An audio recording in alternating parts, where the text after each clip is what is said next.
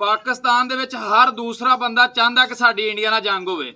ਇਹੋ ਹੀ ਹਾਲਾਤ ਇੰਡੀਆ ਦੇ ਵਿੱਚ ਨੇ ਕਿ ਉੱਥੇ ਵੀ ਹਰ ਦੂਸਰਾ ਬੰਦਾ ਚਾਹੁੰਦਾ ਕਿ ਸਾਡੀ ਪਾਕਿਸਤਾਨ ਨਾਲ ਜੰਗ ਹੋਵੇ।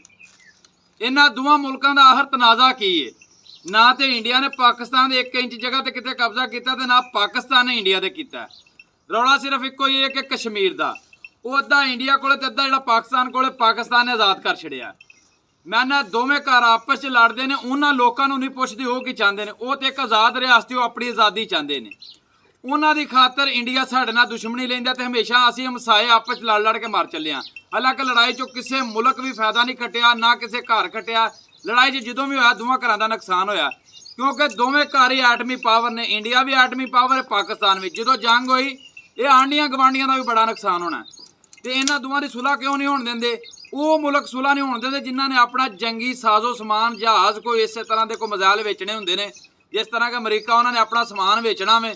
ਉਹਨਾਂ ਨੂੰ ਇਹ ਤਨਾਜ਼ਾ ਕਸ਼ਮੀਰ ਦਾ ਹੱਲ ਨਹੀਂ ਹੋਣ ਦੇਣਾ ਚਾਹੁੰਦੇ ਕਿ ਹੱਲ ਹੋ ਗਿਆ ਤੇ ਇਹਨਾਂ ਦੋਵਾਂ ਘਰਾਂ ਨੇ ਤਰੱਕੀ ਕਰਨ ਲੱਗ ਪੈਣਾ, ਅਸੀਂ ਕਿਤੇ ਪਿੱਛੇ ਨਾ ਰਹਿ ਜਾਈਏ। ਡਰ ਸਿਰਫ ਇਸ ਗੱਲ ਦਾ।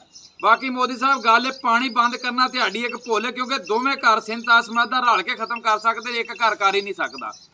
ਤੇ ਦੂਸਰੀ ਗੱਲ ਇਹ ਰਹੀ ਕਿ ਅਗਰ ਤੁਸੀਂ ਬੰਦ ਕੀਤਾ ਤੇ ਇਹਨੂੰ ਵਾਕਈ ਐਲਾਨੇ ਜੰਗ ਸਮਝਿਆ ਜਾਏਗਾ। ਅਸੀਂ ਐਟਮੀ ਬੰਬ ਜਿਹੜਾ ਵੇ ਕੋਈ ਸ਼ੇਖ ਰਸ਼ੀਦ ਦੇ ਵਿਆਹ ਤੇ ਚਲਾਉਣ ਵਾਸਤੇ ਨਹੀਂ ਰੱਖਿਆ, ਇਹ ਸਿਰਫ ਅਸੀਂ ਵੀ ਤੁਹਾਡੇ ਵਾਸਤੇ ਹੀ ਬਣਾਇਆ ਸੀ, ਔਰ ਸਾਡਾ ਕੋਈ ਮਕਸਦ ਨਹੀਂ ਦੁਨੀਆ ਤੇ ਇਹਨੂੰ ਬਣਾਉਣ।